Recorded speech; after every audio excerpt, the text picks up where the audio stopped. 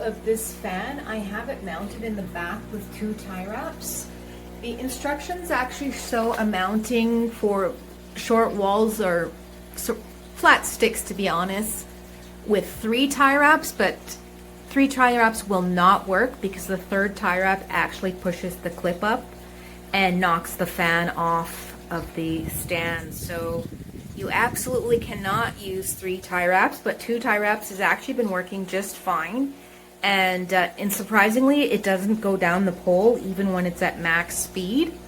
Operation of this is quite simple. The remote stores right here on the fan, or in my case, right there. And there are buttons on top for operation, but you can just cycle through the speeds here. There's 4 speeds, or you just keep cycling through until you hit off. And then this is to turn the oscillation on and off. And then they've got the timer function here with